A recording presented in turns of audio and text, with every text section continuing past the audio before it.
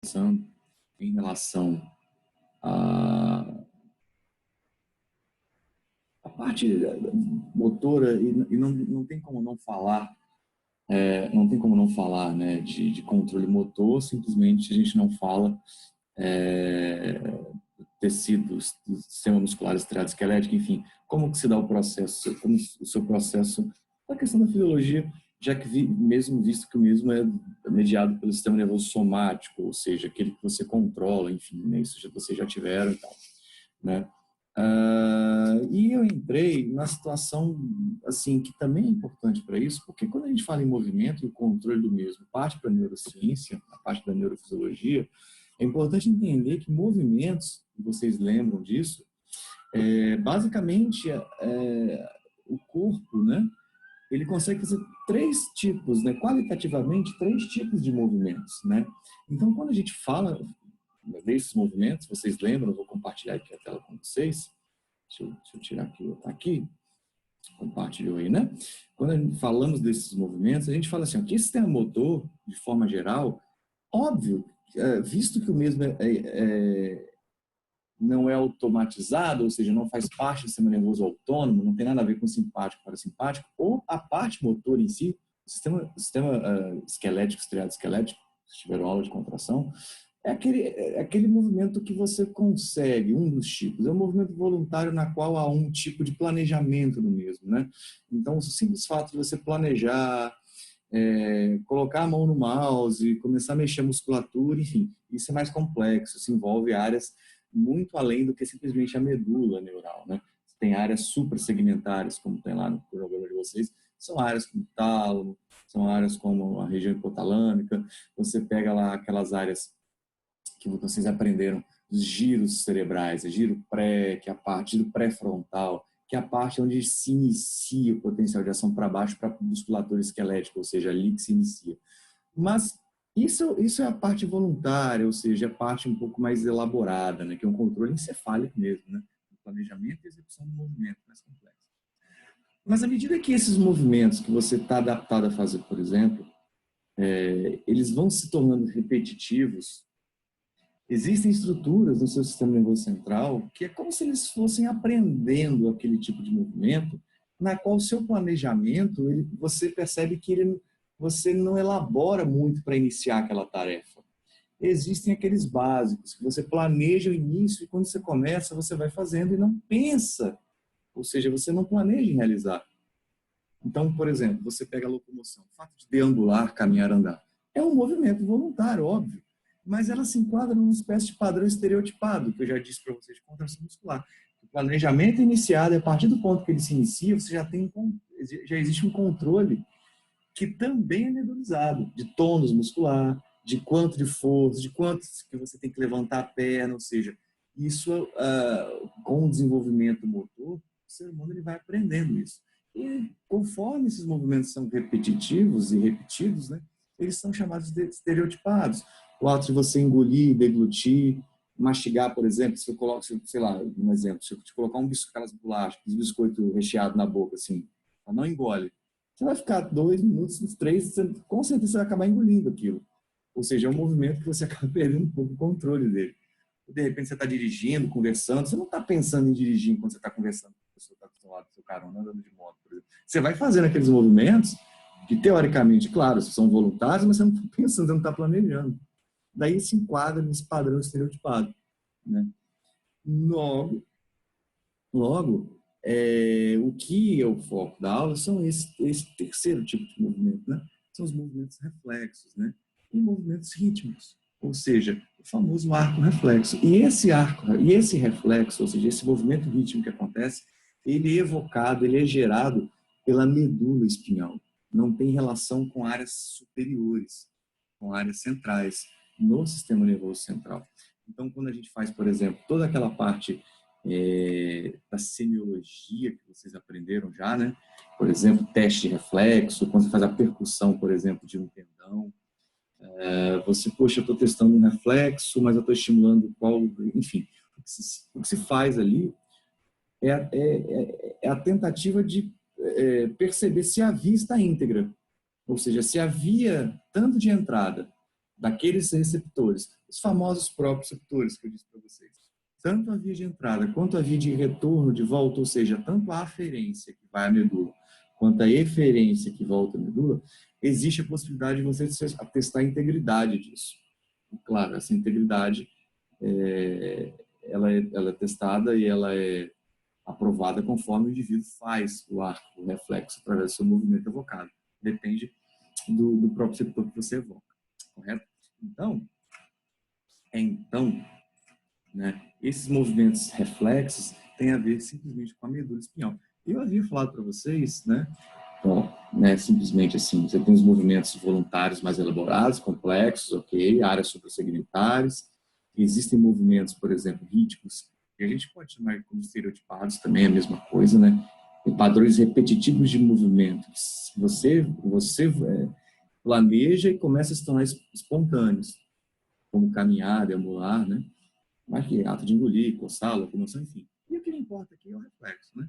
Padrões coordenados involuntários de contração, ou seja, você não consegue ter o controle sobre a evocação daquele reflexo quando ele é estimulado no indivíduo. Mesmo que ele não tenha consciência sobre aquilo, porque é medulizado, a não ser que a via não esteja íntegra mais, tanto de entrada quanto de saída, ou na própria medula.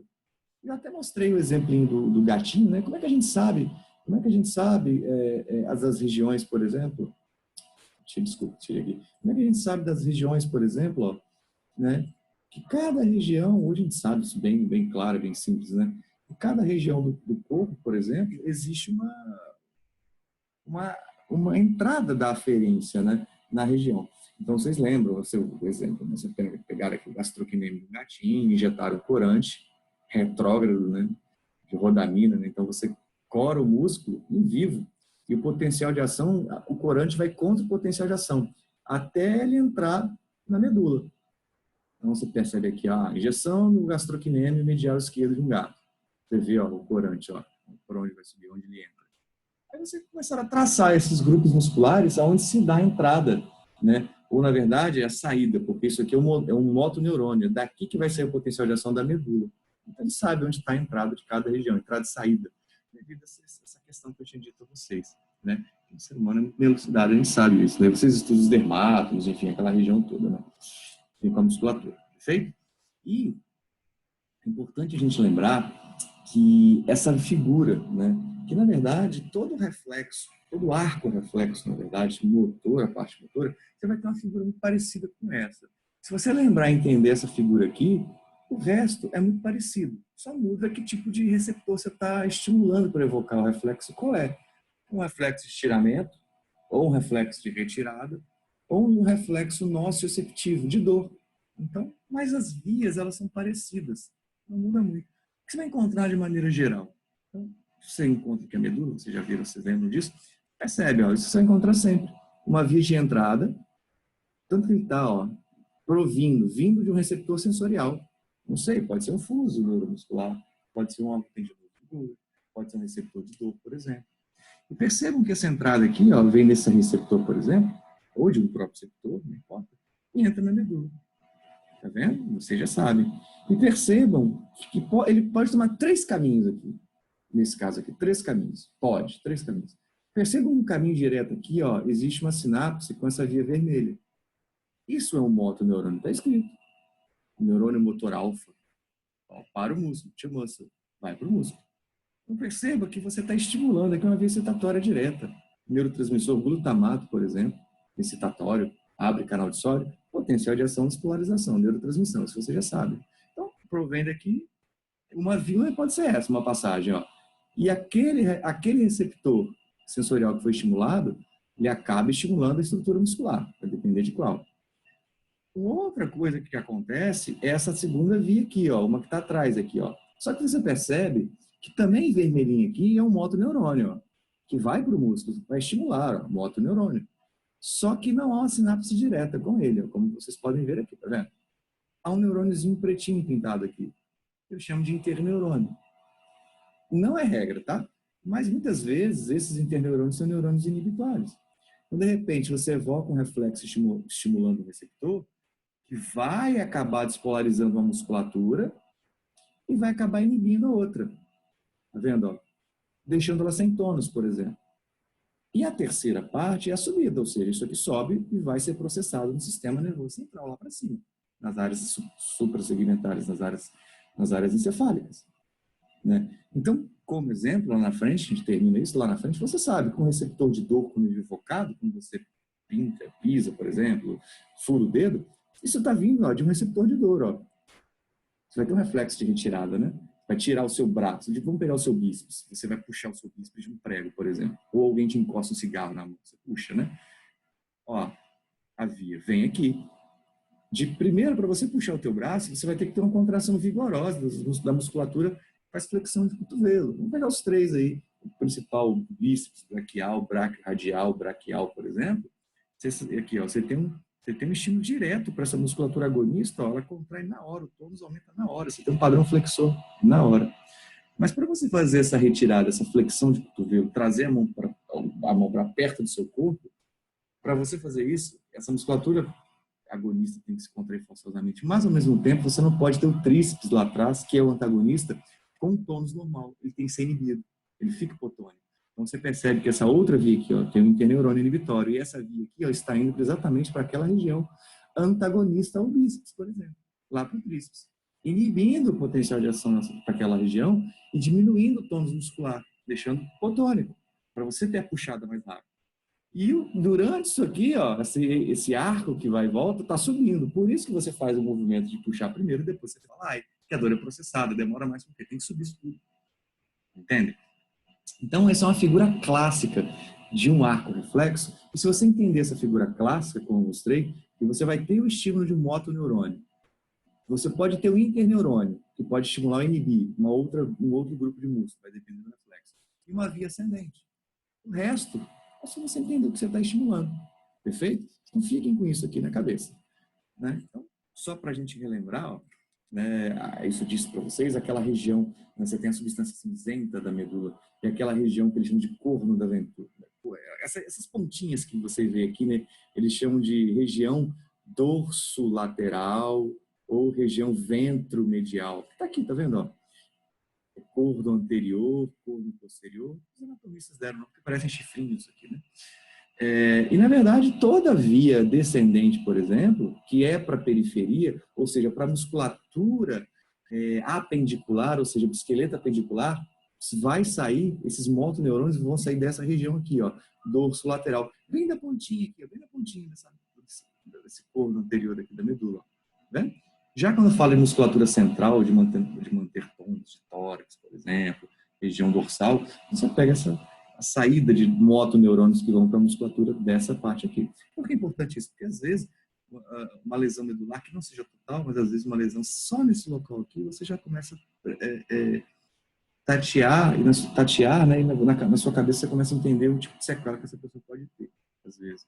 Não necessariamente uma lesão medular total vai deixar o jeito sequelado, claro que vai. Porque, às vezes, simplesmente uma parte dessa aqui da medula pode ser comprimida, lesada, destruída, um tiro, uma faca, por exemplo, só pegou isso aqui. Você sabe que nessa altura da medula, para essas regiões que são mais lateralizadas, como o esqueleto apendicular, vai depender de onde está entrando, saindo, enfim, você vai ter prejudicado. Vai depender, né? Então, isso você já sabe. E, de fato, as mesmas viazinhas clássicas são os componentes de um arco reflexo, são as unidades motoras que eu tinha explicado para vocês. Setores periféricos, tipo que seja de dor, por exemplo, seja. Você tem você tem verdinho, um neurônio sensorial, bem bonito aqui, ó. Um neurônio sensorial. Você percebe que tem uma via descendente aqui, que é importante essa via aqui, ó. Está vindo do tronco cerebral.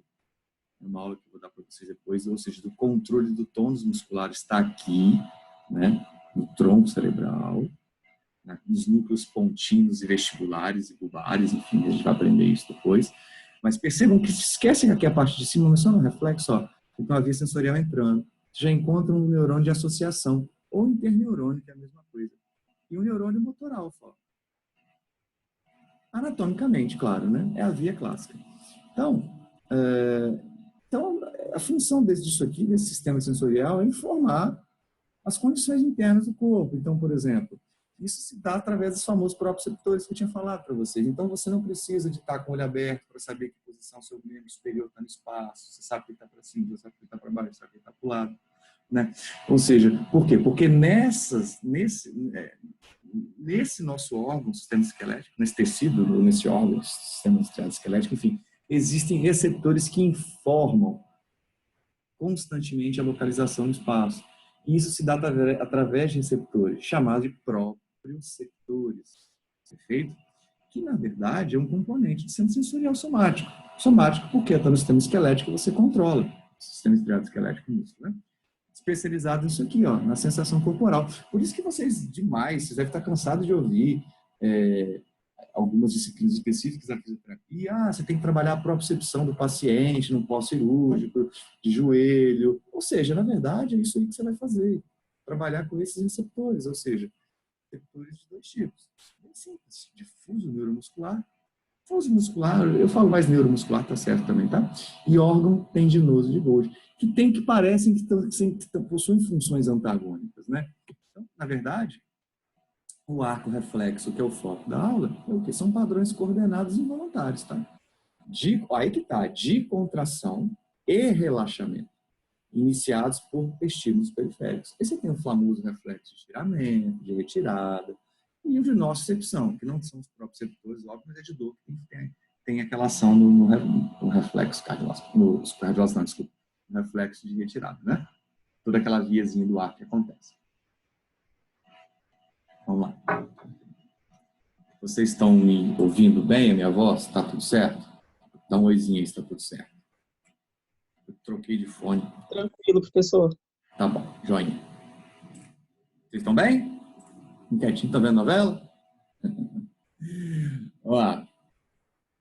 Então, aqui, ó. Então, os estímulos sensoriais para o movimento, né, como eu tinha falado, reflexo espinhal e troncocefálico, é proveniente de receptores musculares e articulações de pele. E, óbvio, a gente fala de dois importantíssimos, que estão no músculo, né? Receptores sensoriais musculares. Dois, ponto. Você tem que saber, são dois. Então, primeiro nós vamos pegar esse aqui. Fuso neuromuscular. Fuso neuromuscular, gente, é um receptor, é um proprioceptor que está dentro do músculo. A função disso daqui é constantemente informar ao seu sistema nervoso central o comprimento do seu músculo, o quanto que ele está sendo estirado, que, de certa forma, se você parar para pensar um pouco mais friamente, isso vai ditar o tônus do seu músculo.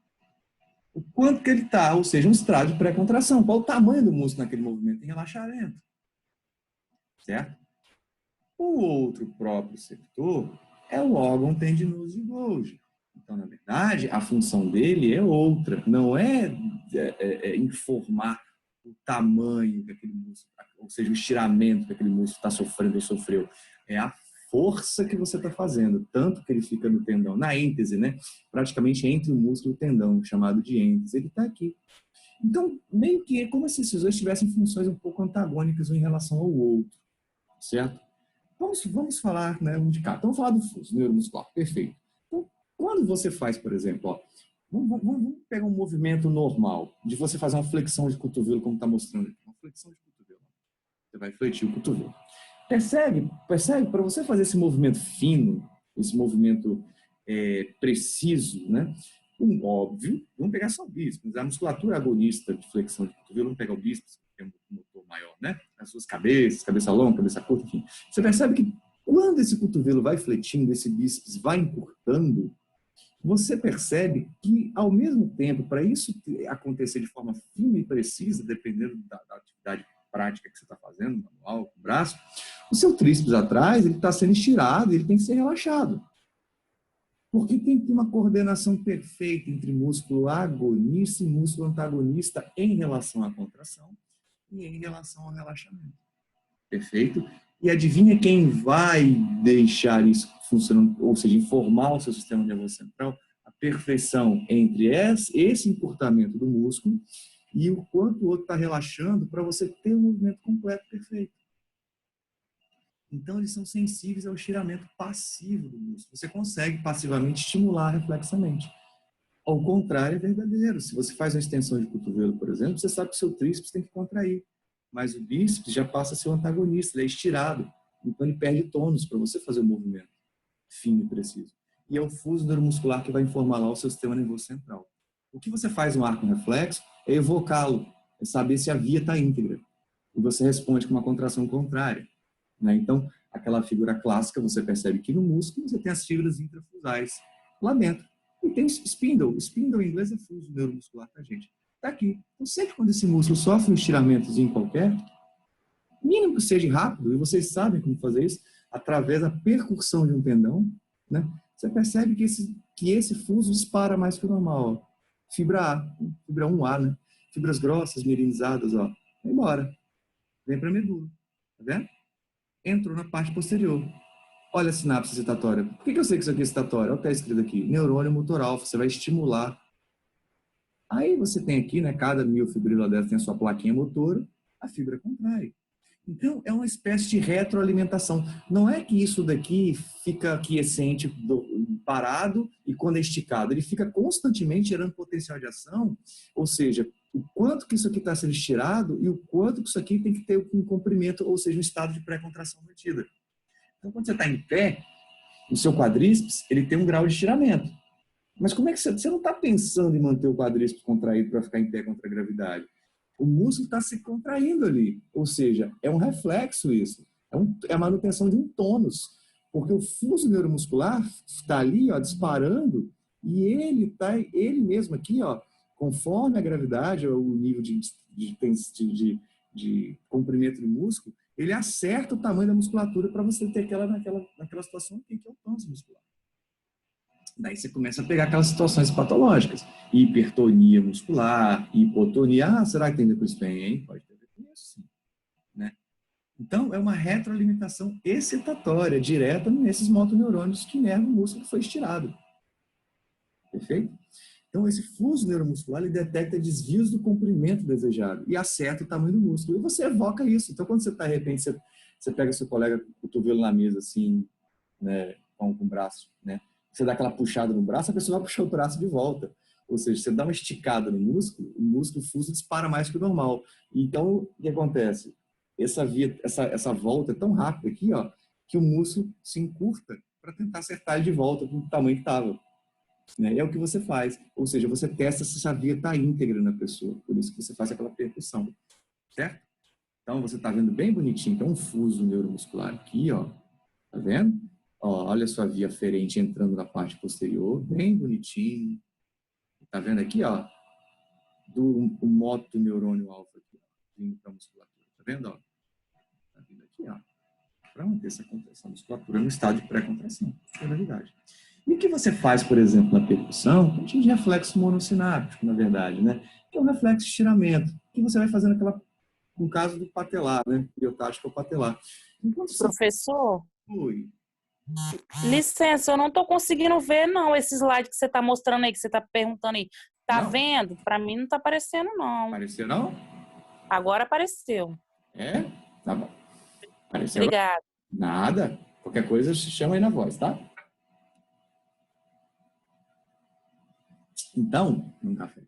Quando vocês querem testar se essa via no indivíduo com o paciente está íntegra, por exemplo, ou até mesmo para questões de estudo, preste atenção. Você usa esse martelinho de reflexo, né? Você bate no tendão patelar, professor, mas ali é ligamento patelar, em cima está tendão, coisa estranha, por questões de anatomia, né? Morfológicas, como assim? Né? Um osso sesamoide, patela, cresce dentro de um tendão, né? Mas ali você tem osso ligando o osso, a tuberosidade da tíbia, aí chama de ligamento. Daqui para cima é músculo com osso, você chama de tendão. Mas morfologicamente, se você fazer histologia, tanto disso daqui quanto disso aqui, é igual. É morfologia de tendão. Mas por questões anatômicas, eu chamo tudo de tendão patelar. Mas se você for mais polido, né?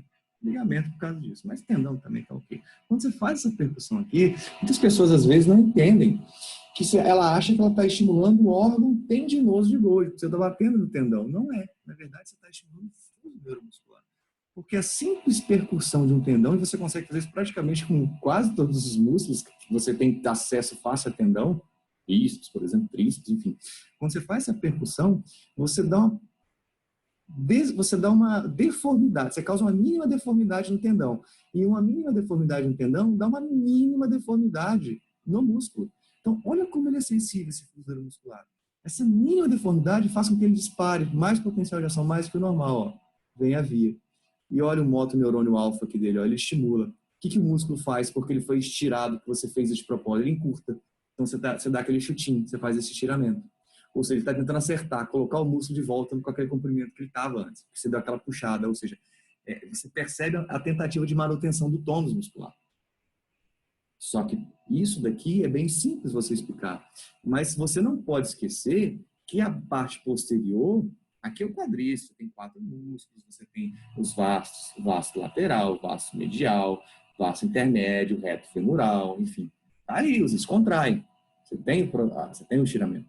Mas você sabe que na parte posterior de coxa, você tem os isquios tibiais, ou antigamente chamavam de músculos do jarrete, que são 3. Fazem flexão de joelho. Semitendíneo, semimembranáceo, bíceps femoral. No exato momento que isso aqui está sendo estimulado por o fuso neuromuscular, né, que foi estimulado mais que o normal, e você faz extensão, o que você acha que vai acontecer na parte posterior da sua coxa? Não pode ter tônus para você ter um movimento rápido de reflexo, né?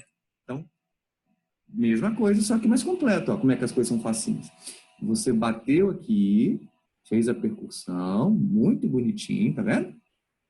E essa percussão tracionou o tendão, que tracionou o músculo, que deu uma mínima tracionada no fuso. Aí o fuso aqui, ó. Agora preste atenção, ó. A via aferente aqui, ó. Entrou na medula. Agora percebam que aqui, ó, é uma sinapse só. E aqui está escrito motoneurônio do agonista. Então ele está estimulando, ó. O quadríceps encurta.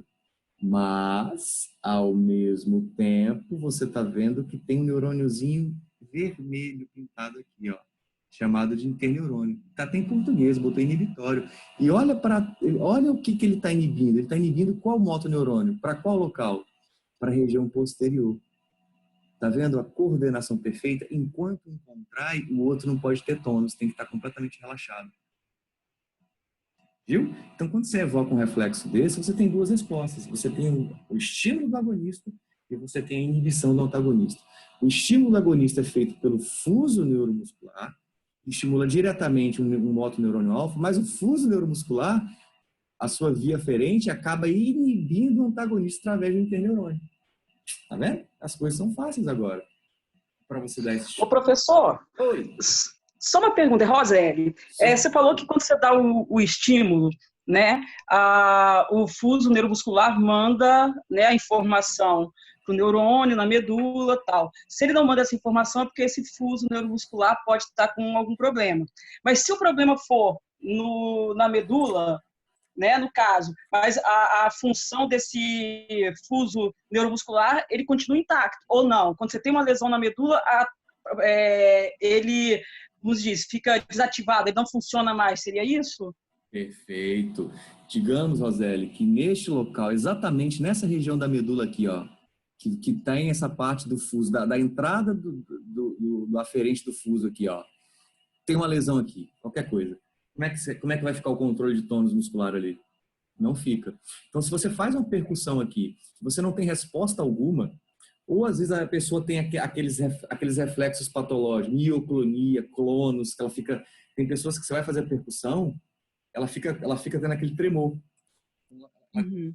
Ela tem o que chama de clonus muscular, né? Naquela região, aquela via não está íntegra. Então, o que você faz, o que vocês fazem, fisioterapeutas e tal, quando você faz a percussão, é saber se a via está íntegra, se está acontecendo. Se naquela região da medula tiver um processo lesivo, você ou provavelmente vai ter uma hipertonia ou uma hipotonia, normalmente uma hipotonia, porque não está descendo informação do sistema nervoso central, certo? Agora, se o indivíduo ele tem uma lesão lá na torácica, T12, e você evoca esse reflexo ali, você sabe que aquela parte do quadríceps é lombar. A via ali reflexa, ela está íntegra. A pessoa vai ter o reflexo, chutando, mesmo que ela seja uma tetraplégica. Porque não vai ao cérebro, mas o arco, a via ali na lombar e o arco, ela está íntegra, o fuso está ali, a via sensorial aferente está ali e a de saída está ali, tanto para o agonista quanto para o antagonista. Só que a pessoa não tem sensibilidade, não tem nada, porque não tem como processar, porque lá na torácica está cortado o caminho. Mas o arco, ele acontece, porque no local da lesão, não. Então, quando você faz a percussão ali naquela região, você está testando naquele nível da lombar se o arco está anatomicamente bom, perfeito. Você entendeu? Aí Entendi. Aí cada músculo que você já sabe, você sabe que cada ferência de um músculo entra em regiões de alturas diferentes da medula, você vai testando esse reflexo, você vai testando a altura da medula em cada região e vendo a sua integridade. Se você semiologicamente assim, tem uma expertise, a ressonância te dá lesão, mas de repente você faz o reflexo calcâneo, você faz a percussão, a pessoa faz a flexão plantar, você sabe que está bem baixo. L4, L5, então você sabe que a via está íntegra. Então vamos fazer um pouco mais acima, vamos fazer o quadríceps, L3, L2, a via está íntegra. Aí você vai subindo. Bicipital, está na região cervical, ou seja, aí você vai fazendo. Para você ir testando o nível de integridade do arco. Entendeu? Entendi, professor, obrigada. Pois não. Pode falar. E só com esse arco aí, tem como reverter esse quadro aí de paraplegia? Não, né? Não, porque é lesão, né? A pessoa, digamos que a pessoa tem uma lesão na torácica 1, por exemplo. Lesão total. Ela vai ter uma tetraplegia. Ela vai estar com os quatro membros afetados em relação à parte voluntária do movimento. Mas você concorda que lá embaixo a lesão está na torácica. Mas a lombar lá, a medula, está íntegra. Então, deixa eu dividir a telinha aqui, ó. Então, essa parte aqui, ó, a lesão está lá em cima, na torácica. Essa parte aqui está íntegra. Então, se você pegar a perninha lá da pessoa, que está na tetraplegia, e evocar aqui, ó, bater no tendãozinho aqui, ó, o fuso vai disparar, ele vai dar um chutinho, mesmo sendo um tetraplégico, porque é reflexo, porque isso aqui não vai subir ao cérebro. Porque isso, mesmo que subisse, aí a pessoa, você sente, quando você, né, você vê, você sente, você tem a sensação mecânica do martelo, da percussão do martelo, você tem essa sensação. Por quê? Porque está sendo processado em área sensorial no cérebro. Mas a pessoa que é torácica, ela está corrompido a via, ela não sabe nem o que está acontecendo, mas o reflexo é evocado. Porque isso aqui está anatomicamente perfeito, ó, só essa via.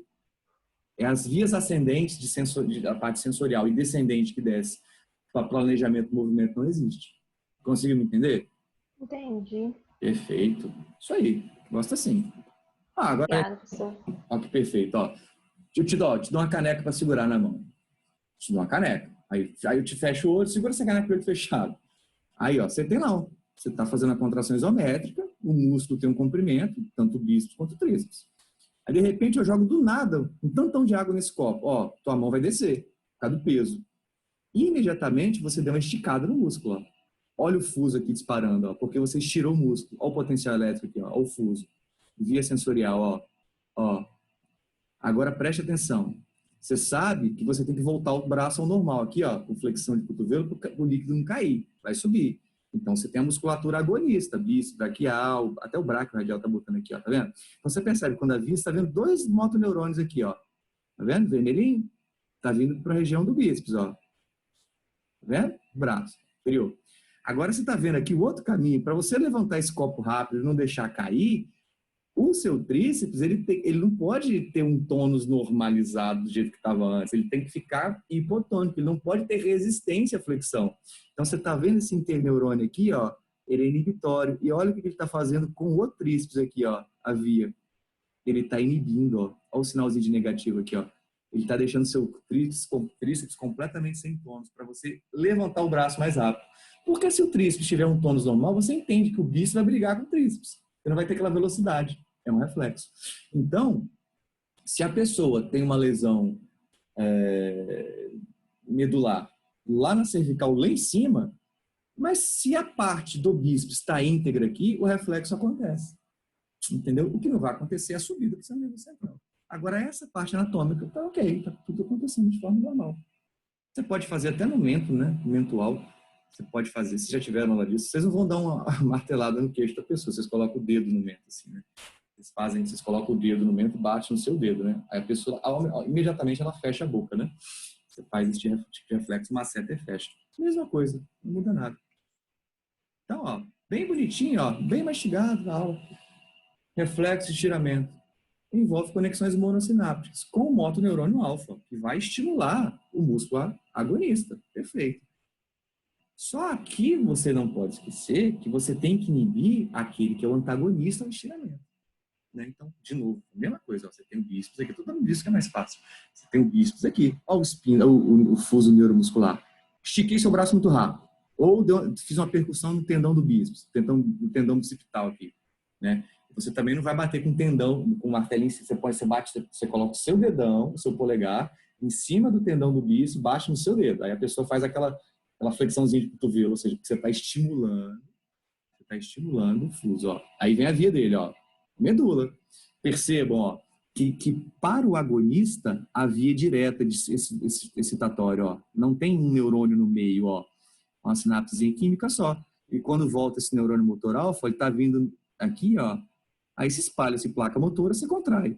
Mas para isso acontecer de forma reflexiva e rápida, ao mesmo tempo, olha o que o fuso está fazendo com esse músculo aqui atrás, ó. O que você está vendo aqui, ó? O interneurônio o quê? Inibitório. E essa via motora do tríceps é abolida. O tônus cai demais, então você consegue puxar o braço mais rápido. Se você não tem controle, é um reflexo. Você consegue fazer isso numa pessoa desacordada, por exemplo, uma pessoa inconsciente. Porque a via vai acontecer, independe do processamento lá no cérebro. Entenderam isso que eu estou falando?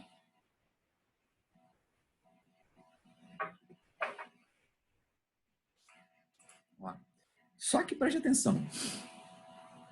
Deixa eu subir isso aqui. Presta atenção. Então, tá aqui, ó. Então, digamos agora que você está vendo duas situações aqui, ó. Você está vendo o fuso neuromuscular, né? Espinho, o músculo espinho está aqui. Se ele for estimulado porque você, por exemplo, fez uma distensão rápida e precisa do músculo, esticou o músculo, ele vai tentar acertar isso de volta, para voltar com a contração inversa. Ou seja, então você sempre vai perceber que o fuso neuromuscular ele tem uma ação contrátil, estimulatória do músculo agonista a ele. Então você percebe, de novo, ó, tem a via, você tem uma parte excitatória aqui, ó. Ok.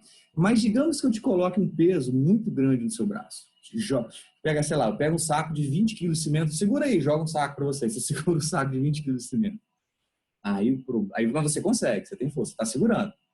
O problema é que você pode agora começar a estimular outro próprio receptor, que está aqui, no tendão. O famoso órgão tendinoso de Golgi. Ele faz uma ação inversa. Quando ele é evocado, ó a via dele vem aqui. Você percebe que a via dele aqui, ó, ele já tem um interneurônio. E esse interneurônio está fazendo o que com o bíceps aqui, ó? Esse sinal é negativo, não é? Ele está inibindo. Você perde o tônus daquela musculatura que está com muito peso, você solta na hora e você não controla, é reflexo. Ou seja, ele tem uma função inversa. Então, presta atenção. Aqui já falei, o órgão tendinoso de Golgi, localizado na junção entre o músculo e o tendão. Importante para a atividade reflexa muscular. Vocês sabem, né? Olha só. Responde principalmente à tensão que o músculo está gerando. Ó. Tensão muscular gerada pela contração ativa. Então, ele controla-se várias atividades. Então, preste atenção. Desculpa. Se eu pedir para você ficar, por exemplo, na ponta do pé, você vai fazer uma flexão plantar. Você sabe que o motor principal ali é o tríceps sural, as cabeças do gastrocnêmio e o sólido. E o tendão, aqui é Aquiles, mas mais bonitinho, calcâneo, né? Você não vai conseguir ficar 12 horas na ponta do pé. Vai chegar uma hora que você vai descer. Por que você vai descer? Porque o órgão tendinoso de Golgi, ele vai começar a disparar e detectar um grau de tração e tensão muito grande aqui. E ele vai acabar inibindo o próprio gastrocnêmio, você vai relaxar, né? Na verdade, ele tem uma função protetiva. Então, por exemplo, você está segurando um peso numa contração isométrica, por exemplo, você está segurando uma barra de 20 quilos. E vamos falar que você está segurando o bíceps, é o motor principal, você está em contração isométrica. Aí eu coloco mais um quilo. Você está aguentando. Se o órgão tendinoso de Golgi ficar demais, ou seja, se ele aumentar a despolarização, a frequência de disparo, ó, agora já não é fuso, ó, tá saindo do tendão. Olha aqui, olha a via dele vindo aqui, ó, na medula também. Olha uma via que ele entrou, perfeito. Agora, olha o que ele está fazendo, o efeito inverso do fuso, ó. Você está vendo esse interneurônio aqui pretinho, ó? Ele é inibitório. Olha o que ele está fazendo com o neurônio motor alfa do bíceps agora. Ele está inibindo.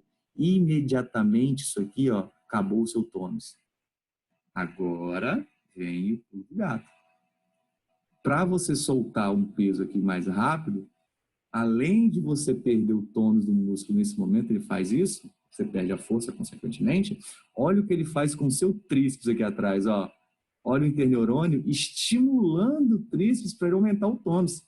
Se você aumenta o tônus do tríceps, além de você soltar o peso, o que você vai fazer aqui? Você vai fazer uma extensão de cotovelo rápido, para você soltar o peso de forma mais rápida possível.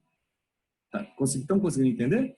Ou seja, é um efeito inverso. Ele está inibindo o músculo agonista que está sofrendo uma força muito grande por medidas protetivas. E, ao mesmo tempo, ele está estimulando aquele antagonista para você fazer aquele movimento de se despencar, soltar o peso, fazendo extensão de cotovelo. Tá vendo? Por isso. E, normalmente, o órgão tendinoso de Golgi, ele fica localizado em estruturas que fazem movimentos mais finos, né? Como as mãos, a musculatura. Mais de 30 músculos que nós temos na mão, a quantidade de órgão tendinoso é enorme. Então, por isso que você fica pendurado numa barra. Você não consegue ficar 10 minutos pendurado numa barra. Vai ter uma hora que sua mão vai abrir. Olha que engraçado, sua mão vai abrir. Né? Então, quando você fala assim, se sua mão, você está segurando uma barra, de repente sua mão abre porque a musculatura flexora aqui, ó, foi inibida. Mas para ela abrir, o que tem que acontecer com a musculatura extensora? Ela é estimulada. Né? Ou seja, o órgão tendinoso inibiu o tônus muscular da flexora, que está te segurando, e ao mesmo tempo excitou a extensora. Você abriu rápido assim, ó, você solta. Que maneira protetiva. Tem essa função. Certo? Ó, então tá aqui. O órgão tendinoso de Golgi, caso você esteja numa carga excessiva por esse músculo, com a possibilidade de colocar em risco a integridade muscular, como está aqui embaixo, ó a via aqui, ó. Disparou, vai entrar na medula. Agora, digamos que seja o bíceps, está segurando esse peso. Olha o neurônio motor alfa dele aqui, ó. Esse peso tem que ser solto. Vamos supor que ele pensasse assim, eu preciso soltar esse peso, porque esse indivíduo vai destruir esse tendão aqui. Ó, quando o órgão tendinoso dispara, ele estimula o interneurônio que é inibitório. Se ele estimula um interneurônio que é inibitório, obviamente ele vai inibir a via. Perdeu o tônus do bíceps. Pronto, tá aí. Então, é um arco reflexo do órgão tendinoso, diminui a ativação do músculo quando forças excepcionalmente grandes são geradas. Tá aqui, Ô, professor. Oi. Desculpe interromper. Pode falar. É possível, numa lesão na cervical, uma lesão que não tirou seus movimentos todos, né, mas diminuiu o seu tônus muscular, né, você vai perdendo a força. Esse órgão tendinoso de Golgi, ele ficar, vamos supor, ativado, vamos colocar assim dessa forma, né, não sei se seria a palavra certa, constantemente para qualquer carga que você pegue, isso, aquilo, ele ativar constantemente, porque a parte sensitiva já está deteriorada, né? Você já está, vamos colocar, de uma escala de 1 a 10, sua parte sensitiva está em 3, vamos colocar assim, né? Então, se sua parte sensitiva está em 3, a sua parte de força também está, né, baixa. Aí, esse órgão tendinoso, ele fica, vamos supor, mais ativo. Mais sensível, fica mais sensível. Sim, ele aumenta. Isso, perfeito. Potencializa mais ele, né? Isso, ele aumenta a sensibilidade. Visto que o indivíduo que tem esse tipo, ele tem perda, como ele tem perda de massa muscular, ou seja, ele é mais sensível a possíveis lesões musculares por excesso de carga ou tração. Então, o órgão tendinoso de Golgi, o limiar dele sobe. Então, ele fica mais próximo de qualquer disparo. Então, a mínima força que você gera naquele músculo, né, se ele tiver um mínimo de força, obviamente, é mais fácil você ver a ação do fuso neuromuscular nessa pessoa, porque o fuso, você estica o músculo. Agora, ver o órgão tendinoso de Golgi de uma pessoa que tem se for uma paralisia completa, você não vai ver, porque o músculo não responde à contração. Então, o órgão tendinoso de Golgi é sente. Agora, se ele tem um nível de contração insatisfatório, mas tem o limiar de disparo do órgão tendinoso de Golgi, ele sobe. Então, entendi. Então a tendência da mão abrir, relaxar para as coisas caírem é muito mais rápido. É muito mais rápido. E isso, aí você bateu na clínica, no ponto crucial quando vocês trabalham com paciente neurológico. Porque às vezes ele não solta porque ele quer, ele não está conseguindo, ele até tem força, mas o fuso... É automático. É automático. O órgão tendinoso é porque o limiar dele está alto demais. Aí você tem que trabalhar a propriocepção, isso pode ser modulado, tentando melhorar o trofismo do músculo. Aí o órgão tendinoso de Golgi se readapta. Entendeu? Então é fácil, então é possível então essa readaptação, no caso? Sim, é a profissão de vocês. Legal. Se você tiver condição do indivíduo ter contração muscular, entendeu? Porque se ele tiver lesão medular... Então, mas aí você consegue. Mas uma lesão que você ainda tem uma contração, só que quando chega nesse ponto que o órgão tendinoso de Golgi, ele fica, como você falou, sobe o limiar dele, sobe, e o disparo dele é mais rápido, então você consegue voltar, tipo, à normalidade, vamos colocar assim. trabalhando a musculatura, porque se você melhorar o trofismo da musculatura, você melhora o quanto de carga aquele músculo poderia aguentar. E isso, o órgão tendinoso de Golgi, ele vai suportando cargas cada vez maiores, evitando que o indivíduo largue reflexamente um peso. Entendeu? Ah, legal, legal. Entendi, professor, obrigada. Isso que você perguntou é muita coisa que você pergunta muito fisioterapeuta, blá, blá, blá, blá, blá, blá, que esse é o cerne da questão para trabalhar com paciente com neuro em relação que tem um pouco de contração. É onde você vai. Porque às vezes você não consegue evoluir com um paciente de neuro, é mais lento, você não evolui porque a pessoa não tem isso na cabeça. Porque o reflexo não está aqui. Entendeu? Entendi. Aí é óbvio, né? Na vida estudantil de vocês, nas pós-graduações que vocês possam fazer, a pessoa que é especialista em neuro, ela vai, com certeza, vocês vão lembrar de mim no futuro, ela vai falar disso. Tá bom? Valeu, professor, obrigada. Nada. Tamo junto. Aqui, ó, de novo, ó, o tendinose de Golgi, né? Tá aqui, a via, ó, o interneurônio inibitório, olha o que ele faz. Então, ou seja, ele inibe o próprio músculo. Então, Roseli, né? Perguntou? Roseli, desculpa. Então, se você percebe aqui, se você pega esse músculo aqui, embora o indivíduo tenha uma plegia, mas essa plegia não é... Ele tem algum nível de contração insatisfatório, mas ele tem. Você entende que o órgão tendinoso de Golgi, devido aí, obviamente, o trofismo muscular vai embora, porque o indivíduo ele não tem ação, ele não tem força. E para o músculo ter o trofismo e o volume, trofismo é o tamanho, né?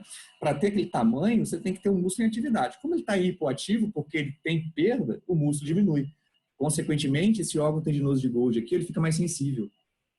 Entendeu? Entendi. Trabalhar proprioceptor é trabalhar órgão tendinoso de Golgi, paciente neuropata, para você conseguir avançar no tratamento, para você melhorar a musculatura do indivíduo. Não é só ficar dando corrente russa. O que você está fazendo corrente russa? Nada, você está fazendo a musculatura contrair de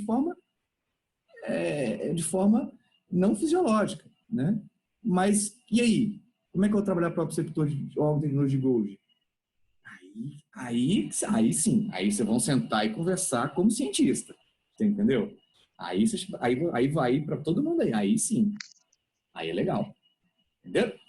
Ó, de novo, entendi. Qual seria a questão aqui, por exemplo? Ó, tô te botando cada barrinha na sua mão, botando a barrinha, cada barrinha tem 5 quilos, botando a barrinha, o músculo está contraindo, Professor, Oi? o órgão, então, ele vai se adaptar a qualquer tipo de contração muscular, não é isso? Certo? Sim. A mínima massa. A mínima massa. Se ela for excessiva, ele vai fazer aquela musculatura relaxar, sem a sua vontade. Beleza. Entendeu? Entendi. Beleza. Então você percebe que eu estou colocando carga na mão dessa pessoa, a pessoa está conseguindo segurar. O órgão tendinoso de Golgi está disparando. Então cada pezinho que eu ponho, ele dispara mais. Cada peso ele dispara mais, mas a pessoa está segurando. Vai chegar um ponto que você vai esticar tanto isso, força, aí se o órgão tendinoso, ó, disparou, vem aqui, ó o interneurônio inibitório aqui, ó. Olha o que ele faz com a musculatura, perde tônus, você solta o peso. Sem você, mesmo que você queira. Só que lembre-se, ao mesmo tempo tem outra via aqui que está estimulando o tríceps, para você fazer esse movimento rápido, né? Que é bem legal, acho que nessa figura, queda de braço, é bem órgão tendinoso de Golgi. Você pega lá, por exemplo, aqui, olha que vocês entendem tudo. Ó, o bíceps. Queda de braço, basicamente, vamos pegar um músculo que está lá, o bíceps, você está em flexão de cotovelo, estão puxando. Então, quando a pessoa faz uma queda de braço, e quando você vê que a pessoa está perdendo devagarzinho até ela encostar ali, o órgão tendinoso de Golgi não fez nada, não te inibiu. Você perdeu de forma lenta, né? Agora, vocês já viram aquelas pessoas que vão fazer queda de braço, de repente, perde do nada? Ela não soltou o braço dela de propósito. Foi o órgão tendinoso de Golgi que tirou completamente o tônus muscular, a força. A pessoa, do nada, perdeu do nada. Porque aquela pessoa que vai perdendo, vai. A musculatura está contraindo, só que a outra é mais forte. O órgão tendinoso de Golgi não inibiu. Mas, de repente, você vai ver que a pessoa perde do nada, né? O que aconteceu? A força gerada pelo rival foi tão grande que você estimulou o órgão tendinoso de Golgi dele. Olha aqui a via dele entrando. Agora, olha que interessante, ó. Se você olhar aqui, ó, olha aqui, ó, o interneurônio inibitório. Olha para onde está vindo essa inibição. Ele está inibindo o próprio bíceps, ó. você solta na hora, seu braço desce na hora. E olha o que ele está fazendo aqui já com o tríceps, que é um músculo antagonista, porque o tríceps nunca pode entrar numa queda de braço, porque ele faz tensão. O que ele está fazendo aqui? Ó? Ele está estimulando o tríceps. É por isso que a soltura do objeto pesado ou na queda de braço desce tão rápido, porque além de você, o órgão tendinoso de Golgi, inibir isso aqui, ele vai excitar o tríceps, que seria o antagonista. É um exemplo clássico de onde o órgão tendinoso de Golgi está entrando na queda de braço. Seria a queda de braço. Tá? Aí tem os reflexos polissinápticos, enfim, o que significa, né? Imagina aqui, né? Aí você tem, o que significa? É a mesma coisa, ó. Você pisou no preguinho. Você pisou no preguinho, você não pode. Tem uma via de dor. Aí já não é proprioceptor, né? É receptor de dor. Uma via aferente nociceptiva vai entrar na medula. Naquela região do pé lá onde entra as aferências, enfim.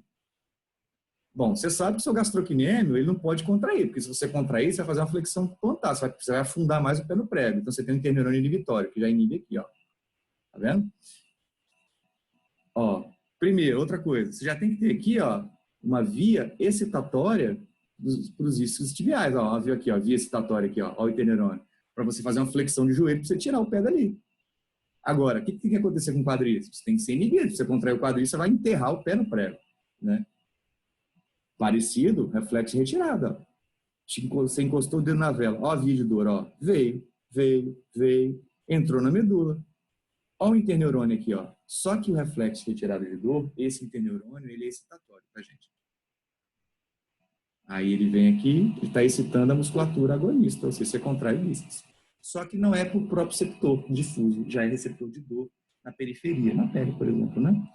Então aqui, ó, você pisou no prego. Claramente, você tem que fazer uma dorsiflexão. É o tibial anterior, ó. O tibial anterior já é ativado, ó. Os flexores aqui de joelho já são ativados. E aqui em cima já é inibido, né? Ou seja, o quadríceps não pode, né? Tem que inibir. Mesma coisa, ó. Você encostou na panelinha quente. Opa, você puxou. Olha que interessante, ó. Você tem 3 caminhos. 3 coisas acontecem. Ó a via de dor entrando aqui. A é o seu bíceps. Um interneurônio excitatório, ó. Tá vindo aqui, ó o seu bíceps contraindo. Você puxou. Mas para isso ser rápido, isso acontecer de forma rápida, o seu tríceps, olha a via do motoneurônio do seu tríceps aqui, ó. Tem um interneurônio inibitório. Olha a via do tríceps aqui, ó. Está sendo inibida para você fazer a flexão rápida do cotovelo. E o C, você está indo processador. Vai lá para aquele trato espinotalâmico, neoespinotalâmico. São as vias de dor. Entende por que você faz o movimento primeiro e depois você fala, ai, porque isso aqui é mais rápido do que até chegar lá em cima e você reclamar da dor. Tá vendo? Então, ó, pisei no preguinho, você vai fazer uma flexão plantar na hora. Por quê? Ó, a via de dor entrou. Primeira parte, ó, o potencial de ação toma 2 caminhos aqui. Um caminho é subir e lá para o seu, vai a medula todinha e vai para o seu córtex, o giro pós-central, que é a parte sensorial, processamento de dor, enfim, que seja. Mas você concorda comigo que o segundo caminho é esse aqui, ó, o interneurônio excitatório, ele vai excitar o tríceps sural. Você vai levantar. Isso aqui não é mais rápido? Então, primeiro você fica na ponta do pé, depois você grita, ai, porque isso aqui demora mais do que aqui. Viu? E para assim, terminar, para ficar bonitinho, ó, você tem o famoso reflexo de extensão cruzada. Pois é, porque uma coisa é você pisar no prego e levantar, só que você não fica flutuando, você tem gravidade. Então, quando você pisa num preguinho e você levanta o pé, acontecem coisas diferenciadas num membro em relação ao outro, que olhando parece muito complexo, mas não é. Ó, pisei no prego. Ó, a via de dor aqui, sensorial, entrou na medula. Então, vamos pegar a perna que você pisou. Ele vai estar, ó, você tem uma via excitatória aqui, ó, para onde? Para a musculatura flexora de joelho, ó, para você fletir o joelho. Está excitando, está aumentando o tanto que você contrai. Mas, ao mesmo tempo, você tem uma via inibitória para o quadríceps. Beleza. Mas acontece algo inverso na outra perna. E a outra perna não pisou em nada. Potencial de ação cruza a medula. Agora, olha só. Ele vem aqui, ó, dá um forte tônus para o seu quadríceps, ó. E dá uma relaxada no isquiotibial. Por quê? Porque você agora, nessa pisada no prego aqui, você tem que aguentar seu peso numa perna só. Por isso que é chamado de extensão cruzada, porque o potencial de ação cruza a medula e age na outra perna, sem ela ter sofrido nada, e sem ela ter sido estimulado por dor e nenhum proprioceptor. Tá vendo? Então, enquanto isso daqui, você estimula a musculatura para fletir o joelho, o outro lado, você estimula a musculatura para contrair, para eu te aguentar o peso numa perna só. Olha como é que é perfeito. Isso aqui não vai para o cérebro, gente. É tudo na medula. Tudo reflexivo. E olha a possibilidade de coisas que vocês podem trabalhar com a pessoa, como a Roseli falou, em relação a se ela tiver um mínimo de força muscular. Lógico, você não vai ficar espetando o pé da pessoa. Mas a quanto de coisa você pode trabalhar? Olha as vias. Isso é evocado. Isso pode ser, óbvio, a lesão é lesão, não há, mas você pode. E aí, a questão da neuroplasticidade? Melhorar a musculatura, órgão tendinoso, fuso, e vai embora. Aí vocês entram numa avenida de estudos à parte. A questão é vocês afundarem a cara e estudar isso. Certo? Ó, bonitinho, ó. Pisei no preguinho, aqui. Pisei com o meu pé esquerdo. Dia de dor. De cara, o meu quadríceps não pode contrair, porque você vai afundar o pé, você vai fazer extensão. Então, aqui, ó, já tem um interneurônio inibitório para ele, ó. Bom, seu quadríceps está morto, ele está sem tônus. Mas, ao mesmo tempo, uma via excitatória aqui, ó, para os isquios tibiais, para você fazer uma flexão de joelho, para tirar. Ao mesmo tempo, o potencial de ação atravessa aqui, ó, ele faz o efeito contrário. Olha o que ele está fazendo no quadríceps desse lado. Ele está fortalecendo, aumentando o tônus, porque você está segurando seu peso numa perna só. Deixa mais, fica hipertônico. E ao mesmo tempo, ó, para você ter uma carga maior, você não pode fazer flexão de joelho. Ele vem aqui, ó, e inibe os flexores, os isquiotibiais. É inverso, ó. Por isso que é chamado de extensão cruzada. Certo? Aqui, Guilherme Barré, depois vocês dão uma olhadinha aí, já falei para vocês, enfim.